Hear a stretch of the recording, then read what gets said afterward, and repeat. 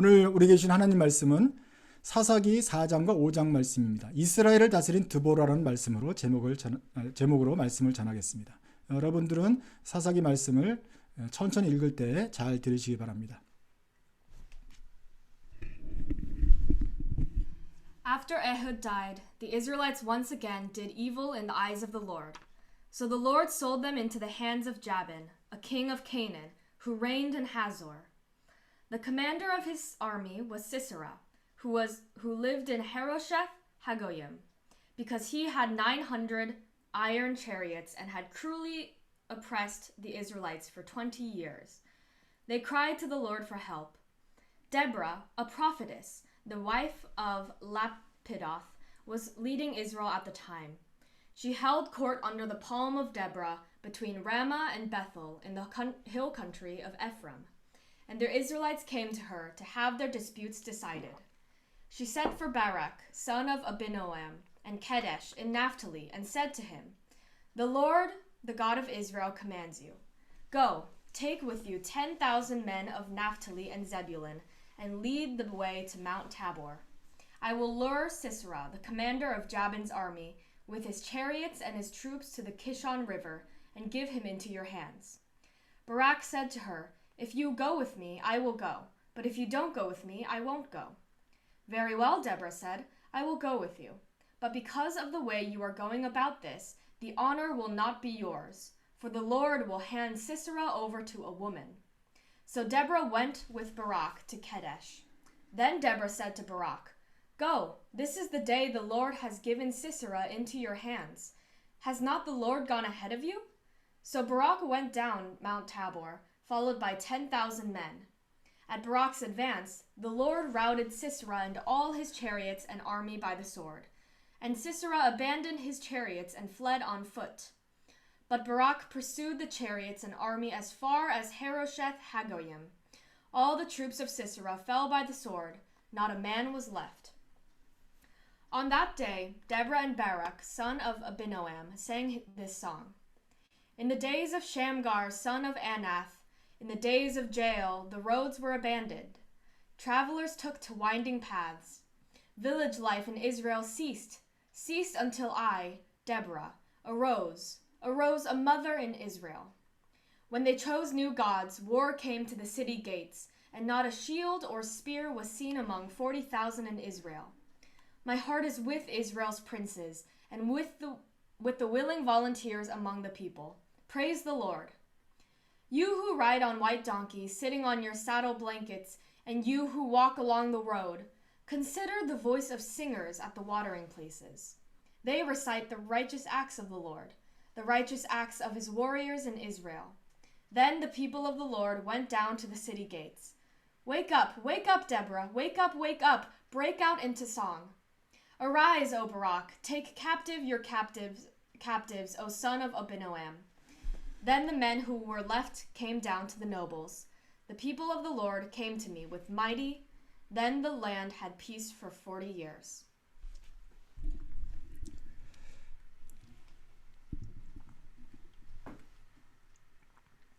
(3,000년) 전의 일입니다. 오늘 우리가 본 사사기의 말씀의 주인공은 드보라입니다. 드보라는 사사 중에 한 명인데 특별한 것은 그 사람의 설명이 라피돗의 아내라는 것이죠. 다시 말하면 여자입니다. 여자인데 여자 선지자이며 사사입니다. 그리고 온 이스라엘을 다스렸습니다. 이스라엘의 대통령이 지금 여자 대통령 드보라인 것입니다. 여기 물론 전쟁을 하는 사람은 바락 장군입니다. 바락 장군이지만 여러분 중간에 보셨지만 바락이 전쟁을 할 때 갈까요 말까요? 일어나라 바락이요 하고 명령을 내린 사람은 국군 통수권자 드보라 여사인 것입니다. 그래서 이 드보라는 구약성경과 신약성경 전반에 걸쳐서 가장 높이 출세하신 여자 대통령으로 기억이 되고, 그래서 여성분들에 대해서도 이름을 드보라라고 지으면 정말 리더십 있는 것으로 생각이 되기도 합니다.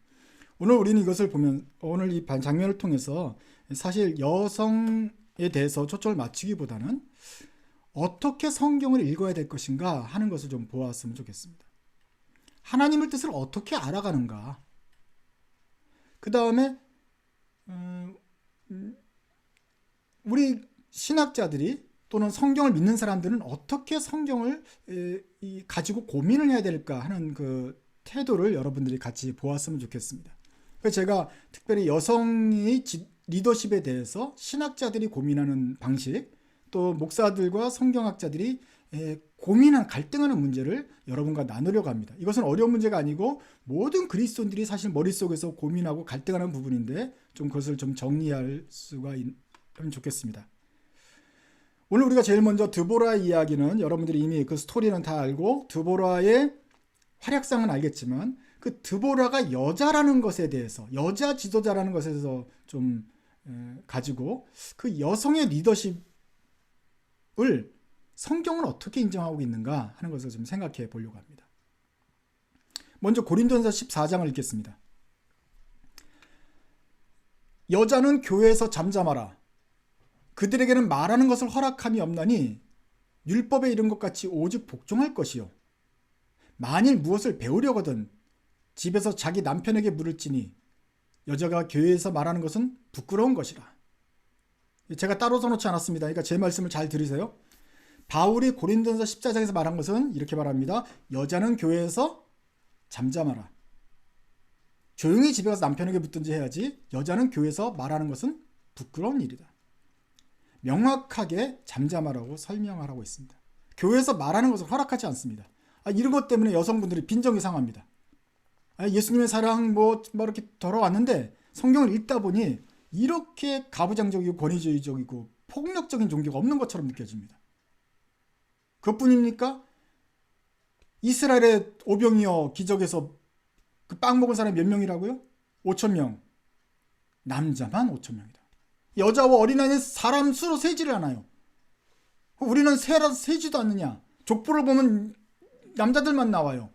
무슨 조선시대냐. 예수 믿는 사람들도 다 이렇게 여성 차별하고 그러느냐. 게다가 이제 바울이 그냥 대못을 박죠. 여자는 교회에서 잠잠하라. 뿐입니까? 남성과 여성, 남편과 여자, 아내에게 할 때도 남편은 여자를 사랑하라. 아내를 사랑하라. 아내에게는 남편에게 복종하라. submit. 무슨 내가 노예냐? 아주 그냥 기분이 나빠하는 분들이 많고 저도 그것은 그럴만하다고 생각합니다. 괜히 제가 미안해질 정도예요. 이게 한 번만 나오는 게 아닙니다. 디모데전서 2장 12절 여자가 가르치는 것과 남자를 주관하는 것을 허락하지 아니하느니 오직 조용할지니라. 바울이 거듭 얘기를 해요. 여자는 여자를 가리키면 되는데 여자가 남자를 가리키는 것은 이거는 뭐 안 된다. 왜냐하면 여자는 여자의 머리가 남자기 때문이다. 또 어떤 사람은 그 머리를 쥐고 흔드는 것은 바로 목이다 뭐 이러면서 여자가 중요하다고 말을 하는데 그런 뜻이 아니에요. 머리가 있고 그냥 순복해야 되는 뜻이지 뭐 이렇게 우리가 목을 뭐 나는 뭐 그거는 정말 그건 여성을 기분 좋게 하기 그건 립 서비스고 성경은 분명하게 남자는 머리 여자는 거기에 순종해야 될 대상으로 설명을 하고 있습니다. 복종해야 되는 것이죠. 예수님이 12제자를 뽑았습니다. 베드로 요한 다 뽑았는데 누구죠? 다 남자들이에요.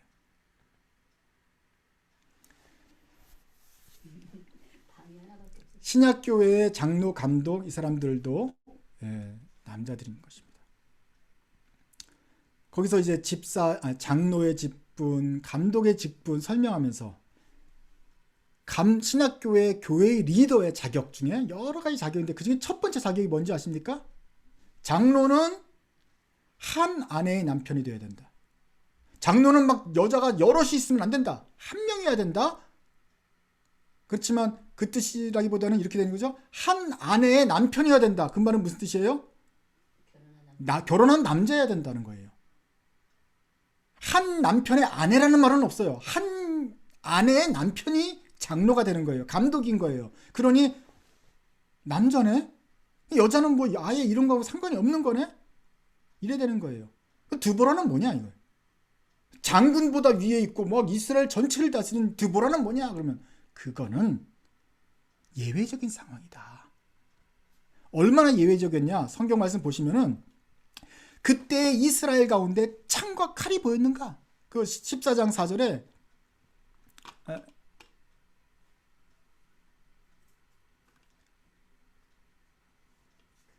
그때 14장 8절이죠. 무리가 새 신들을 택하였다. 우상숭배를 택하였기 때문에 그들의 전쟁이 이르렀느니라. 이스라엘 4만 명 중에 방패와 창이 보였던가? 그 전쟁 때문에 모든 사람들이 남자들이 군대가 사라져 버렸어요. 지킬 만한 병력이 없어요. 방패와 창을 들고 나가서는 인물이 없어졌어요. 그러면서 사람들은 서로 숨어서 다녀요. 완전히 쫄아 있어요. 그때 여성을 하나님이 들어 쓰신 거다. 그런 예외적인 상황에는 하나님이 여자를 쓴 거다. 그렇지만 반론입니다. 바락이 있었잖아요. 바락 장군은 어디 갔어요? 바락 장군 1만 명의 군사는 또 어디서 나온 거예요? 그 바락을 사사로 세우면 되는데 왜 드보라가 사사고 바락은 그 밑에는 그냥 장군이죠? 그 바락도 물어봐요. 이때가 갈 때입니까? 확인하고 가라 그러니까 알겠습니다. 따라가는 부하처럼 그렇게 나와요. 그러니까 진짜로 드보라의 리더십이 있는 거예요. 그냥 그거는 예외적인 상황이라고 설명을 합니다. 그리고서는 대부분은 잠잠해라 이렇게 말하니까 그런가 하고 여성분들이 이제 짜증이 나죠. 집사 장로를 계속해서 2000년 동안 뽑고 목사와 집사, 감독, 교황 다 뽑는데 한 아내의 남편, 즉 남자만 뽑아야 된다. 그러니까 남자들이 다 교회를 지도를 해왔습니다. 근데 이것이 2000년 동안 우리 교회에서 있었던 일입니다. 그러니 교회는 가부장적이고 나쁜 곳이라고 할 수 있겠습니까? 그러나 여러분 생각해 보십시오. 이건 교회만의 문제가 아니었습니다. 모든 역사가 모든 세상이 다 남성 중심이었습니다. 교황만이 아니라 왕도 남자였고 군대 장관, 리더들은 다 남자. 어떤 조직이든 다 남성들이 회장이며 하다못해 이장도 남자들이 했던 시절이었습니다. 엘리자베스 여왕 이것은 정말 그야말로 예외인 현상인 것이죠. 대부분 남성들의 세상이었던 것이에요. 그러니 교회만 이렇다고 비난할 것이 아닙니다. 하다못해 마사회, 승마회, 협동조합도 다 남자들이 했으니까요. 그러다가 사회가 좀 바뀌기 시작했습니다. 여왕도 나오고 여권이 향상되고 투표하기 시작했습니다. 투표하기 시작하면서 그 다음에 여자 우체국장도 나오고 여자 경찰서장도 나오면서 그렇게 되었습니다. 사회가 바뀌었습니다. 얼마 전부터 바뀌었어요? 100년밖에 안 됐습니다. 여성이 투표권을 행사하게 된 것은 겨우 100년밖에 안 됐습니다. 그러니까 지금 우리는 2000년 전에 교회를 가지고 바울이 인종차별이다 비난할 수가 없어요. 3000년 전에 구약성경 놓고 하나님이 이렇게 폭력적이냐 이렇게 하면 안 되는 거예요. 이제 겨우 이 여성들이 앞에 나오기 시작했습니다. 어쨌거나 많은 사람들이 여성은 그렇게 교회 리더가 되면 안 된다라고 하는 생각을 하지만 그러나 또 반대로 많은 교회 지도자들이 성경 연구자들이 여성이 교회 지도자가 되어야 된다고 말하는 사람도 있습니다. 저를 포함해서 많은 사람들입니다. 성경을 읽어봐라. 많은 여성 지도자들이 나온다. 여선지자, 안나 선지자, 드보라, 장군 같고 이스라엘 다스리는 여자 대통령 드보라, 바울이 전도여행을 할 때마다 만났던 여자 선지자들은 여자 예언자들은 어디 갔느냐? 그 사람들 예언자 아니야. 목사는 안 돼. 예언자는 될지 몰라. 보통 여성들이 예언자를 많이 활동을 해요. 사사나. 또 예외적이라고 또 그럴까봐 제가 물어본 거예요. 그럼 여자 목사는 안 되고 여자 선지자는 되는가? 성경은 선지자 되니까 여자 선지자는 되는 거고 선지자는 되는데 목사는 안 돼요? 제 생각에 선지자가 더 높은 것 같은데 다 동역자긴 하지만 그거 하나님이 선지자는 되는데 여자는 목사는 안 된단 말이 안 되잖아요. 구속사 예수님의 우리 인류를 구원할 때 참여한 여인들의 족보가 마태복음에 나온다는데 지난 몇 시 전에 말해봤지만 아브라함, 이삭, 야곱 나오면서 다말과 라합과 룻과 마리아가 나오잖아요. 이 사람들이 협력해서 예수님의 구원을 도왔단 말이에요. 족보 안에서.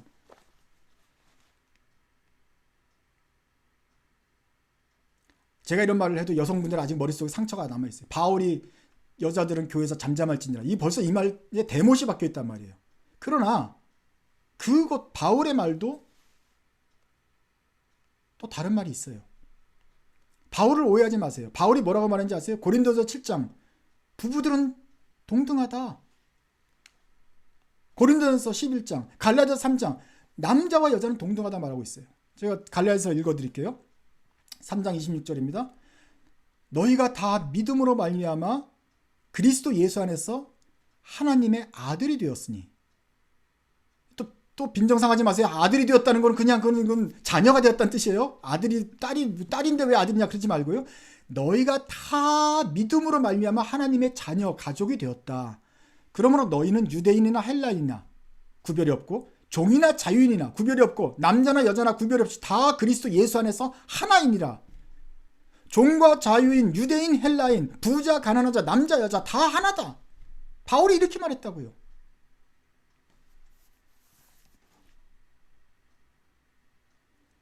어떤 면에서 남자와 여자의 차별이 없다고 한 사람이 바로 바울이고, 그렇게 하면서 교회에 많은 남성 중심의 사회에서 교회 안에서는 여성도 지위를 가질 수 있도록 이렇게 허용한 분이 바로 바울이란 말이에요.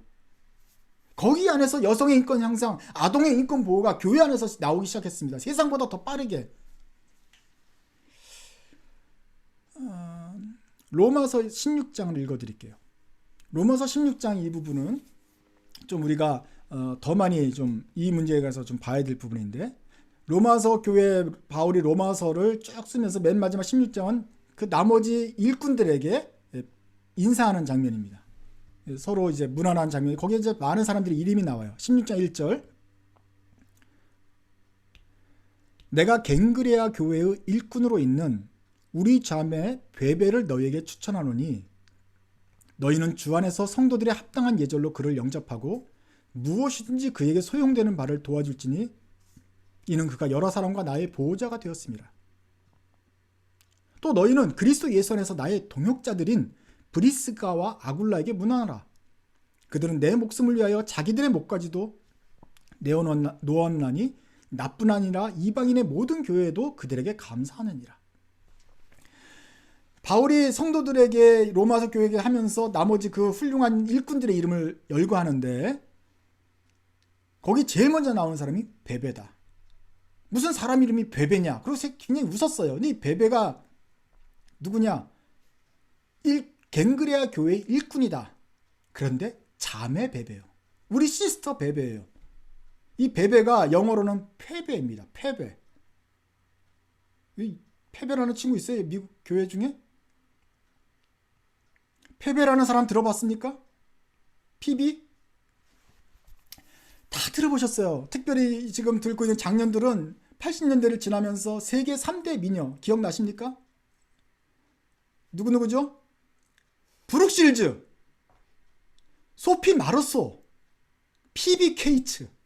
이 세 사람은 연습장 화면에 그 작은 얼굴이 나오는 브룩 실즈 아줌마, 소피 마르소 언니, 피비 케이츠가 막 남심을 흔드는 분들이었단 말이에요.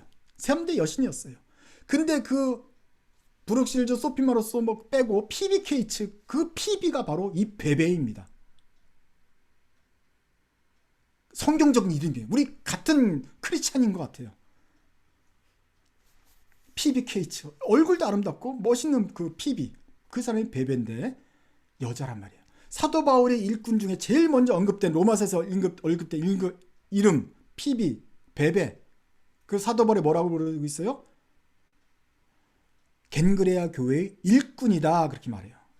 우리 자매 베베는, 피비는 겐그레아 교회의 일꾼이다. 그래요. 일꾼이라는 것이 영어로는 서번트라고 되어 있지만 바로 그분이 이름이 이때 이제 헬라어가 봐야 되는 거예요. 그때 헬라어 이름이 디아코노스예요.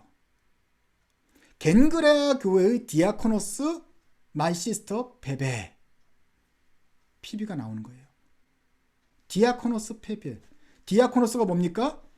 우리가 목사님, 패스터, 엘더, 디콘 할 때, 그 집사할 때 디콘에서 나오는 디콘의 원어가 바로 디아코노스예요. 그러니 그 다음에 우리 전도하는 빌립 집사, 그것도 디아코노스예요. 디콘이에요. 우리 한국교회에서는 디콘 그러면 교회 나오면 한 5년 있으면 디콘 되고 집사 되고, 그런데 그건 디콘 캔디데이트라는 뜻이고 서리 집사죠.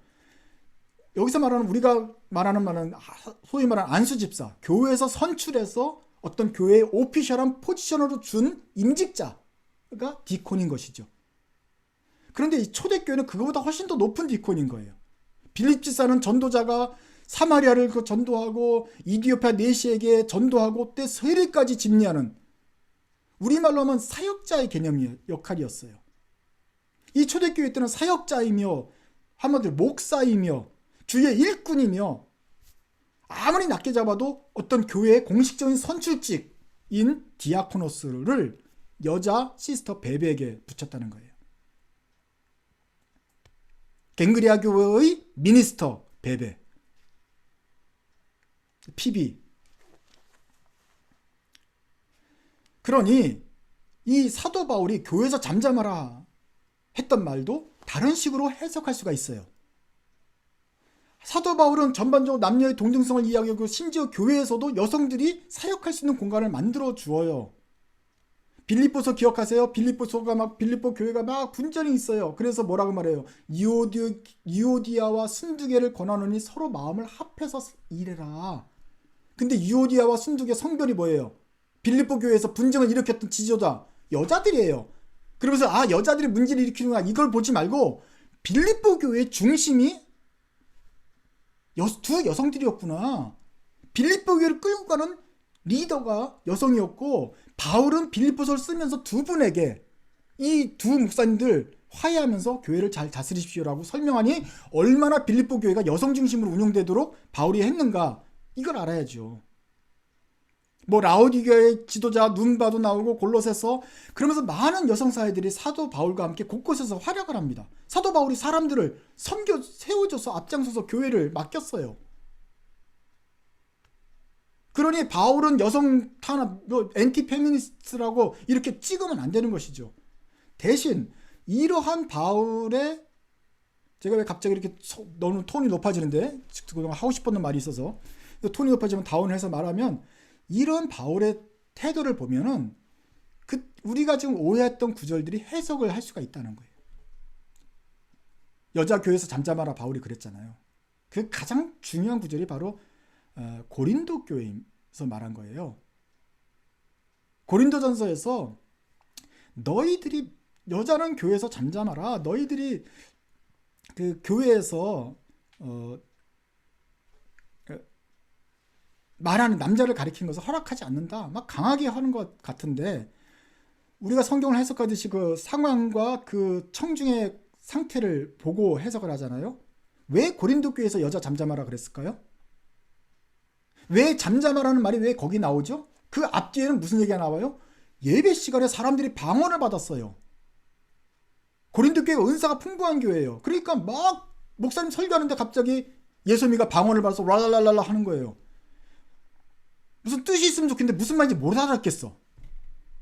예소미가 하려고 그러는데 갑자기 변혁인 자매님이 또 랄랄랄라 그러니까 내가 지금 주문 예배를 드릴 수가 없어. 기도 시간에 하든지 설교 시간에 막 이렇게 하고 찬양하는데 랄랄랄라 하니까 그 랄랄라가 무슨 말인지 모르겠고, 그러니까 바울이 이렇게 말해요. 하려면 순서를 지켜가지고 해라. 손 들고 해라. 하더라도 옆에 통역의 은사가 같이 붙은 경우 해라. 그래야 우리가 무슨 말인지 알아듣지. 우리가 세계 선교를 해야 된다라는 말을 할 거면 방언과 이렇게 통역이 있어야 예배가 좀 이렇게 하면서 은혜롭게 되는 거지. 지금 정신이 없지 않느냐. 그래서 바울이 그 문제를 해결하기 위해서 하는 거예요. 근데 특별히 거기에 여성 성도들이 방언의 은사가 많았나 봐요. 그래서 말하는 거예요. 여성들 교회에서 좀 잠잠하십시오. 다른 데서는 이 말 안 해요. 고린도 교회 방언의 은사가 많아서 은사가 풍부해서 지금 예배가 막 혼란한 상황 속에서 말하는 거예요. 조용히 좀 하세요. 그래서 그 교회의 특수한 상황이라서 그 교회에게만 해당되는 말이었다 라고 해석할 수가 있는 것입니다. 그러니 바울에 대한 오해를 좀 접을 수 있어요.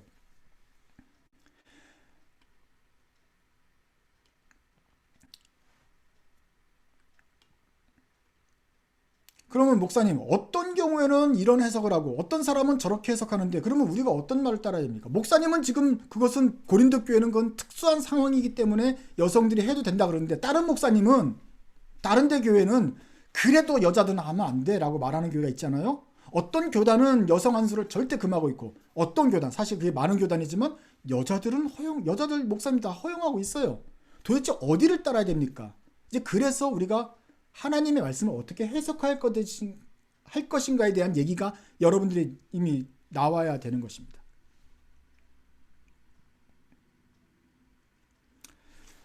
우리는 도대체 하나님 말씀대로 살고 있습니까?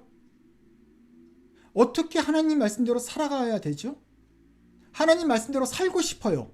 그런데 2021년을 사는 우리가 하나님 말씀 그대로 문자적으로 살 수 있습니까? 김우리 명전님이 우리 2주 뒤에 뭐 모인다 그러니까 사진 올렸는데 딱 보니까 새우인데 성경에는 새우 먹으라 그랬어요? 먹지 말라 그랬어요? 물고기는 비늘 있는 걸 먹어야 되는 거예요. 비늘 없는 그 껍데기 있는 그 새우는 먹으면 안 된다고 돼 있어요. 그러면 그때 우리가 소를 구울 것인지 돼지를 구울 것인지 모르지만 돼지 먹으면 돼요, 안 돼요? 족발이 있고 되새김질을 하면 먹어도 돼요. 그거는 염소는 먹어도 되는 거예요. 근데 돼지는 되새김질 안 하니까 족발만 있으니까 이 발굽이 있으니까 먹으면 안 된다고 성경에 분명히 써 있잖아요. 베이컨들. 근데 우린 먹잖아요. 그러면서 뭐라고 하면서 먹어요? 오징어, 새우, 야 진짜 돼지, 베이컨 그거 빼면 밥을 못 하는데 그거는 레위기 시절에 있던 어떤 특수한 거고 우리 오늘날은 예수님이 다 자유를 주셨어. 율법에서. 그러니 먹어도 돼. 그러잖아요. 그리고 오히려 두 가지 구절에서 오히려 종과 자유자 우리는 마음껏 먹어도 된다는 신약의 구절을 하고 구약 구절은 지금 이제 그건 옛날 거에 안 지켜도 돼 말하잖아요. 신약에도 이런 말이 있어요. 여자는 교회에서 머리에 수건을 써라 그래요. 막 그렇게 막 머리를 막 유경수 머리 채가지고 막 머리 막 미여장원 자랑하고 다니고 또 그 당시 좀 직업 여성, 거리 여성들이 막 이렇게 머리 치장을 하는 세상 고린도 교회 문화가 있었기 때문에 바울이 말해요. 그거 자랑하고 브로치 자랑하고 하지 말고 머리는 다 안 보이게 수건 써. 그 차도로처럼 쓰고 나와. 그래야지 예배가 정리가 될 것 같으니까. 카톨릭 교회도 최근에 바뀌어서 자유롭게 바뀌었다고 하지만 우리 교회 개신교는 여자들 머리에 수건 안 쓰잖아요. 잘 보세요. 성경에 우리가 믿는 성경 1.1획도 변함이 없다는 성경에 뭐라고 적혀있냐면 여자는 머리에 수건을 써라 그러죠. 수건 쓰고 나오란 말이에요. 라고 정확하게 적혀 있어요. 뭐 그건 해석의 여지가 없이 수건 써라 그러니까 써야 된다고 생각하지만 우리 안 쓰잖아요. 그러니 성경 말씀을 정말 중심으로 지킨다는 정말 거치고대로 믿는 사람들도 어떤 경우에는 지키고 어떤 경우에는 안 지키는 선택을 한단 말이에요. 남부에 있는 기독교 근본주의라고 하는 남부 기독교인들도 여자들 다 머리에 수건 안 쓰잖아요. 우리는 하나님 말씀을 지키면서도 어떤 것은 옛날 상황이고 어떤 것은 요즘 상황이니까 지켜야 되고 이렇게 선택을 해야 되는 것입니다. 이것이 우리 원칙이에요. 어떤 것은 영원히 조금 더 바뀌면 안 되는 하나님 말씀도 있고 어떤 거는 상황에 따라 바꿔야 되는 말씀이 있는 거예요. 그러니까 새우 먹으세요. 베이컨도 먹고 삼겹살도 구우세요. 그러나 하나님을 사랑하라. 이건 지켜야 돼요. 이웃을 사랑하라. 지켜야 돼요. 너희는 거룩해야 한다. 이건 반드시 지켜야 돼요. 바꾸면 안 돼요. 그러나 돼지를 먹든지 오줌을 먹든지 이거는 알아서 하세요.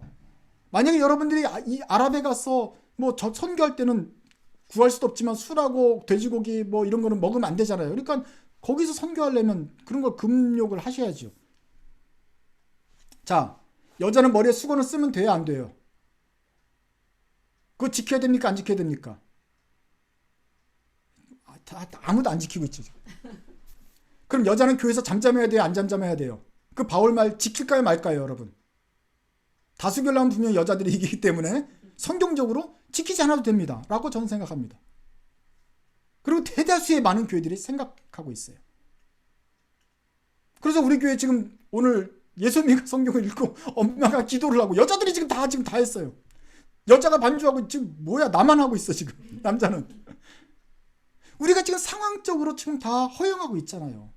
그러면서 상처는 문자적으로 받은 거예요. 이 여러분들이 잘못된 거예요. 바울을 오해하는 거예요. 어떤 구절을 지키고 어떤 구절을 지키지 말 것인가를 우리가 해석하는 작업을 해야 되는 거예요. 그게 성도의 의무예요. 그게 우리가 할 일인 거예요. 숙제인 것이죠. 성경 1.1핵도 성경의 한 글자도 잘 오류가 없으니까 잘 지켜야 된다는 자세를 가지고 그러나 해석을 해야 된다. 교단마다 신앙마다 어떤 시대마다 달라진다는 것을 기억을 하셔야 됩니다. 옛날에는 맞았던 것도 지금은 틀릴 수가 있고 옛날에는 아닌데 지금은 맞을 수가 있는 거예요. 변한다. 이게 하나님의 원칙이다. 그래서 이것은 제가 이랬다 저랬다 하는 것이 아니에요. 하나님의 말씀은 영원한 게 있어요. 중심이. 그러나 이 디테일한 부분에서는 우리가 고치고 분별해야 되는데 하나님이 그 책임을 우리한테 주셨던 거예요. 너네 다 같이 고민해 가면서 이 부분은 니네들이 알아서 해라. 그것까지 내가 말할 필요는 없잖아요. 우리가 하나님 아는 지식 책을 읽고 있지만 그 첫 번째가 뭐예요? 하나님은 무한하시고 영원하신 분이에요. 크신 분이에요. 그래서 하나님의 뜻을 우린 다 알 수가 없어요. 우리가 이것부터 시작해야 됩니다. 여자의 안수 문제 우리는 다 알 수가 없어요. 백신 문제 이것이 하나님 뜻이다. 백신을 맞으면 뭐 어떻게 알 수가 없어요. 100년 전에는 백신이 없었어요. 우리나라 아니 전 세계에. 그 150년 전인가 종두법 백신을 발견이죠. 하나님의 창조세계 백신이라는 원리는 옛날부터 있었는데 그걸 인류가 150년, 200년 전에 겨우 발견을 해가지고 이제 호환 마마 없어지고 이번에 코비드도 백신을 통해서 치료하게 되는 것은 불과 200년 전이다. 그 전까지는 하나님의 원리가 바이러스 다 있었는데도 우리는 몰랐고 그냥 살다가 이제 알게 된 것이죠. 그래서 백신 맞고 있잖아요. 여자 투표권, 여성들은 투표를 하거나 공적인 활동에 나서면 안 되는 거였어요. 근데 그거는 교회뿐만 아니라 모든 사회에서 여자는 나오면 안 되는 거예요. 한국만 해나 미국만 해나 전 세계가 다 그랬어요.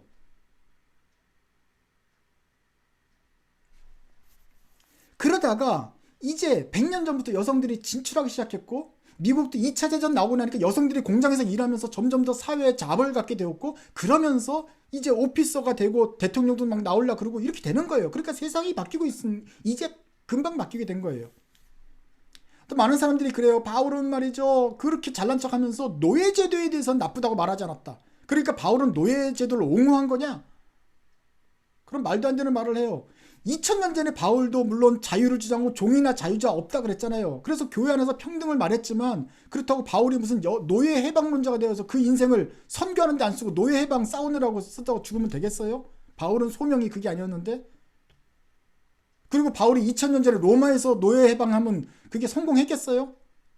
미국도 이제 겨우 이제 노예 해방된 거고 해방됐어도 지금 아직까지도 블랙 라이브스 매러 하면서 아직까지도 그 갈등을 아직도 하고 있는데 이제 겨우 인간의 평등에 대해서 우리 인류가 최근에 눈뜨기 시작한 거예요. 역사를 보면 이제 우리가 드보라서부터 또 바울부터 지금까지 보면 조금씩 인류가 똑똑해지고 있어요. 변하고 있어요. 하나님이 넓은 분이라고 가는 것을 조금씩 알고 있어요. 그러면 시간이 지남에 따라서 하나님을 좀 더 알게 되면 우리가 성경을 믿고 신앙생활을 하는 그것도 바뀌게 되어 있어요. 좀 더 넓어지게 되는 거예요. 이건 우리가 우리가 타협하고 콜라보레이트하고 변한 게 아니에요. 발전된 거예요. 프로그레스한 거예요. 이런 고민들은 여러분 일생에 계속해서 나올 것입니다. 지금 여성 안수 문제를 제가 예를 들어서 이것을 어떻게 고민하는지 성경에 이런 구절도 있고 저런 구절이 있는데 어떻게 해결할지 예를 들어 설명했지만 우리 모든 교회가 그 매전 고민을 돼요. 예를 들면 이거예요. 그래서 교회가 1500년 동안 잘 진행되다가 교회사적으로 아주 큰 문제가 하나 생겼는 게 1500년 전에 500년 전에 뭐였냐면 신대륙이 발견된 거예요. 하나님이 그전에는 몰랐던 대륙을 우리한테 보여주고 아메리카 대륙을 보여주셨으니까 신났죠. 근데 가보니까 거기 사람들이 살고 있네? 까만 사람들이 아메리카 원주민들이 살고 있어요. 그래서 그때 교회의 가장 큰 고민이 뭔지 아십니까? 논란이? 이건 근데 성경에도 나오지 않는 문제였어요. 뭐예요? 저 아메리카 원주민들이 과연 사람일까요? 원숭이일까요? 그 고민이었어요.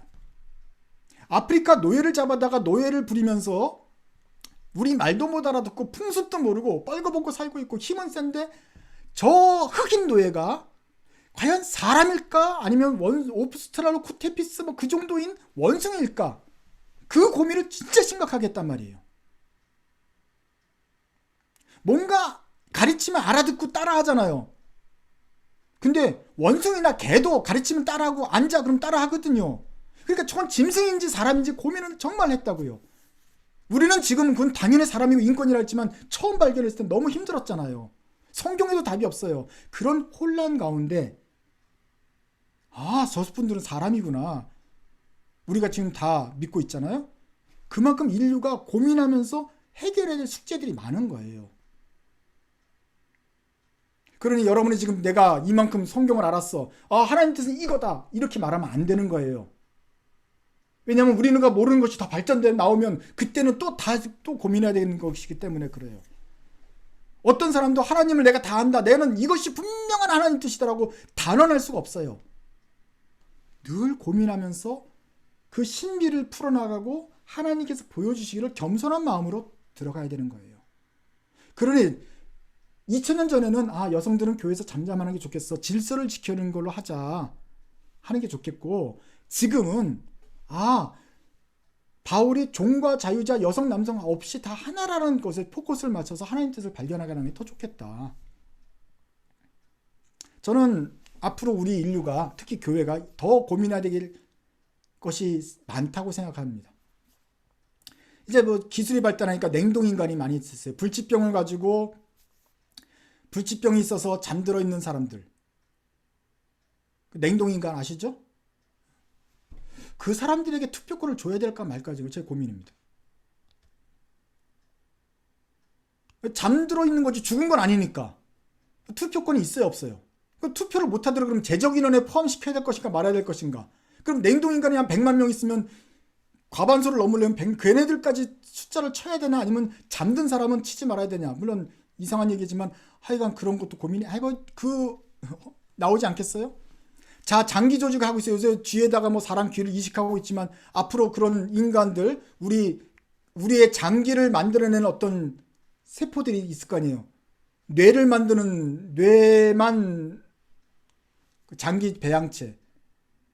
근데 얘가 말도 할 수 있고 좀 뭐 생각할 수 있는 것이 조금씩 뇌파가 감지되면 이 사람 이 조직도 인간이라고 해야 되나 말아야 되는가? 이 조직에도 인권이 있느냐 말아야 되나? 우리가 고민해야 되지 않겠어요? 그건 없다. 지금 수준에는 없을 수 있지만 나중에 되면 어떻게 될지 몰라요. 우리랑 똑같이 생기고 정말 비슷하게 생겼는데 주민번호만 없는. 근데 그 사람은 투표권도 없고 그냥 죽어야만 되는가? 우리가 데몬스트레이션을 그분들을 위해서 해야 되지 않을까요? 외계의 생명체를 발견하게 돼요. 화성 말고 다 같은 외계인이 왔는데 귀여워요. 귀여워. 근데 지구로 데려왔더니 얘가 살아. 개보다 더 똑똑해. 그러면 외계인을 애완동물로 기를 수 있는가 없는가? 우리 고민해야 되지 않겠어요? 이 외계인은 펫입니까? 아니면 어떤 외계인입니까? 문어 같은 화성인들을 발견했어요. 그럼 걔네들 데려다가 막 팔이 여러 개니까 너무 일을 잘해. 일을 10배로 잘해. 얘네들을 노예로 부리는 게 과연 가능한가? 아니면 해도 되는가 안 해도 되는가? 돈을 줘야 되는가? 그냥 쓰면 되는가? 고민해야 되지 않겠어요? 그리고 그 문어 외계인들에게 전도해서 드림교회 교인으로 받을 것인가 말 것인가? 이거 심각하잖아요. 우리 전도의 영역이 넓어질 것인가? 아니면 그냥 계속 정말 문어교회가 될 것인가? 고민이 되지 않겠어요? 그때는 우리는 몰라요. 하지만 만약에 그런 세상이 열린다면, 신대륙이 열린다면 또 고민해야 될 것입니다. 그러니 이것이 하나님 뜻이다. 아직까지 우리가 하면 안 되고 지금까지 아는 우리식으로는 이 정도 같다. 이렇게 해야 되는 거예요. 그래서 옛날에는 두보라는 예외적인 것이었어요. 구약에서도. 신약에서는 더 많은 나타났어요. 지금 21세기에는 여성들이 당연히 앞으로 나오는 것이 당연한 것이다. 아까 한 아내의 남편이라고 해서 남자만 돼야 된다라고 포커스를 맞추기보다는 하나네. 그 당시 남자들이 여러 첩을 두고 살아온 문란한 사람이니까 문란한 사람 말고 좀 그 가정생활에 있어서 정결해서 흠잡을 데 없는, 남의 비난을 받지 않는 사람이 감독이 되어야 된다가 첫 번째 조건. 비난받지 않는, 거기에 포커스를 맞춘다면 우리가 여성을 뽑을 때도 비난받지 않는 여성, 남자들이 여럿이 있지 않은 한 명하고만 결혼한 정숙한 여인이 당연히 우리 교회 리더가 돼야 되겠죠. 이제 그렇게 생각을 하면 바울의 말이 이해가 되는 것입니다. 하나님이 우리 생각보다 크신 분이고 그 신비가 깊습니다. 그러니 여러분들이 우리가 최선을 다해서 지금은 믿고 나중에 바뀔 수도 있다는 걸 생각하시고 또 상황이 바뀌면 바뀌어야 되는 것입니다.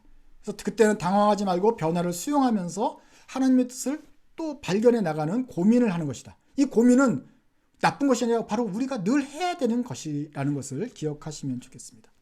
옛날에는 여성들이 사회에서나 교회에서나 제한적으로 활동했습니다. 예외적일 때만 활동했습니다. 지금은 다 활동하지 않습니까? 드디어 예수님 말, 바울의 말이 실현되는 것입니다. 하나님 나라에는 남자 여자가 없다. 또 천국 가면은 거긴 시집장가 가는 게 없어요. 모든 성이 동등하게 하나님의 아들, 하나님의 자녀가 되는 것입니다. 그러므로 여성 여러분, 더 적극적으로 일을 하십시오. 책임과 의무를 분담하십시오. 이 남성 중심의 사회에서 쫄지 마십시오. 이게 보통 폭력적으로 느껴질 수 있는데 사실 이건 폭력적이 아니라 남자들이 원래 그냥 이게 투박하게 일을 해요. 그래서 사회에 돌아가는 게 다 투박합니다. 어떨 때는 여러분들이 더 그 상처를 받을 수가 있어요. 근데 그게 쫄지 마세요. 남자들도 힘들어요. 그런 어떤 경쟁하는 것이. 그러나 이 경쟁하는 사회 속에서 여러분이 침투하려면 그 투박한 남성들의 그 다툼, 막 디펜스 할 때 막 그냥 까고, 남자들은 상처 안 받아요. 그냥 지는데 여자들은 더 상처를 받을 수 있어요.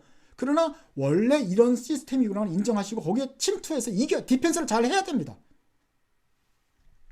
거기에 시스템, 현재 남성 중심 시스템, 2000년 동안 된 시스템을 여러분이 받아들이시고 그 회의 방식, 운영 방식, 어떨 때 말해야 되고 어떨 때 목소리를 높이고 어떤 SS를 통해서 사람들을 움직여야 되는지 여러분들이 그걸 익히셔야 되고 소리를 높여야 됩니다. 조용하게 말하면서도 핵심을 딱 찍어서 남자들이 꼼짝 못하게 만드는 기술을 익히셔야 돼요. 그렇게 함으로써 우리 남자와 여성뿐만 아니라 모든 사회를 도와줄 수 있어요. 여러분들의 그 감성이 강화된 그 측면으로 이 무식한 남성들을 도와주셔야 됩니다. 그렇게 해야 우리 인간들이 발전을 할 거예요. 교회가 발전할 거예요. 기억하시겠죠? 몇 년 전에 우리가 밀크릭 교회에서 모일 때 밀크릭 교회에서는 화장실이 그렇게 아름다웠습니다.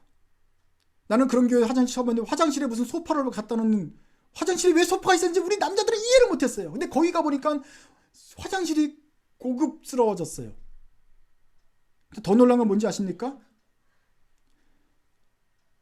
우리 노예가 모여가지고 이 조그만 화장실은 여장들이 쓰고 저쪽 남자 화장실과 저쪽 큰 여자 화장실을 다 남자들이 쓰도록 그렇게 한번 허용한 적이 있습니다. 왜냐하면 그때 참석자들이 남자가 훨씬 많았기 때문에. 그래서 여성 화장실을 다 남자들이 개방을 했어요. 그때 제가 처음으로 밀크릭 교회 여자 화장실에 들어가 봤습니다. 세상에 무슨 향수와 꽃과 무슨 냅킨과 뭐 이렇게 소파도 있고 거기서 무슨 짓을 하는지 모르지만 막 그냥 거기서 지내도 되는 거예요. 우리 집 거실보다 깨끗하고 아름답고 페인트도 예쁘고. 남자 화장실 가보셨어요 여러분? 기능적으로 충실한 우리는 딱 냅킨 있고 그냥 할 것만 하는 화장실인 거예요. 나 그때 분노했어요. 첫 번째는 감동했어요. 여자 목사님이 계셨기 때문에 여성 화장실에 신경을 많이 썼구나.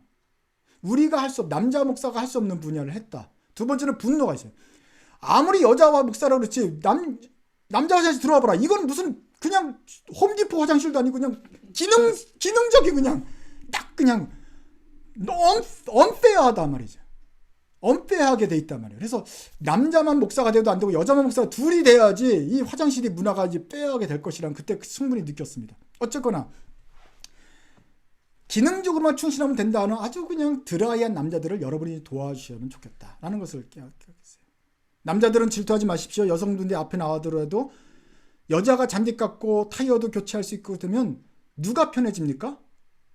예, 우리의 꿈이 여성들이 다 우리를 같이 분담해주면 좋은 거예요. 그래서 함께 일하기를 두려워하지 말고 여성들이 참여할 자리를 내어줘야 됩니다. 아직까지 사회가 남성 중심이기 때문에 여성들을 우리가 배려해서 어떤 포션을 할당해주지 않으면 여성들이 이렇게 들어올 수가 없어요.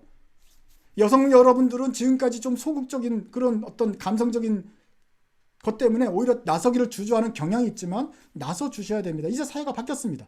더 많은 것을 요구하고 여러분들이 책임을 져줘야 이 화장실 문화도 그렇고 우리 남성들의 부족함이 보완이 되는 것입니다. 그래서 하나님께서 아담을 만드시고 그 돕는 자로, 보완자로 여성을 만드시는 것이, 그리고 하나님의 계획이 이루어질 것입니다. 자, 결론. 하나님은 그의 모든 자녀들을 일꾼으로 부르십니다. 여러분 모두가 베베, 피비고 모두가 디아코노스, 하나님의 나라의 일꾼이고 바울의 동역자고 돕는 사람입니다. 그러므로 남자와 여자, 남녀노소를 불문하고 제가 여기 있습니다 하고 주님의 나라를 위해서 나서십시오. 주님께서는 모든 자녀가 하나님의 일에 참여하기를 원하십니다. 그리고 이 초청에 여러분들은 적극적으로 응하시기 바랍니다. 기도하시겠습니다. 하나님, 예수님께서 오셔서 모든 막힌 담을 헐어주시고 종과 자유자, 빈부의 격차 또는 인종 간의 문제, 흑백 문제, 또 남녀 간의 차이들을, 모든 편견과 시기들을 해소해 주신 것을 감사합니다. 주님, 이제 우리 교회도 오랜 시간 지나서 이제 교회도 여성을 받아들이고 여성들의 의견을 듣는 시대가 되었습니다. 시애틀 드림교회 저희들도 남자 여자 또는 어떤 차별을 두지 아니하고 하나님의 뜻을 준행할 수 있도록 도와주십시오. 특별히 우리 여성분들을 위해서 기도합니다. 주님, 그들에게 담대함을 주십시오. 이 거친 남성들을 중심의 세상에서 그래도 용감하게 입을 열어서 말하며 드보라처럼 일어나라 일어나라 바라기어 깰지어다 깰지어다 하면서 사람들을 깨우치는 그런 선지자의 역할을 감당할 수 있도록 도와주시옵소서. 그들의 마음속에 하나님의 마음을 주시고 입에 하나님의 말씀을 넣어주셔서 우리 모두가 주님의 영을 받아서 신령한 예언을 하며 주님의 같은 꿈을 꾸는 하나의 바디로, 한 지체로 함께 일할 수 있도록 남자와 여자를 사용하여 주옵소서. 예수님의 이름으로 기도드립니다. 아멘.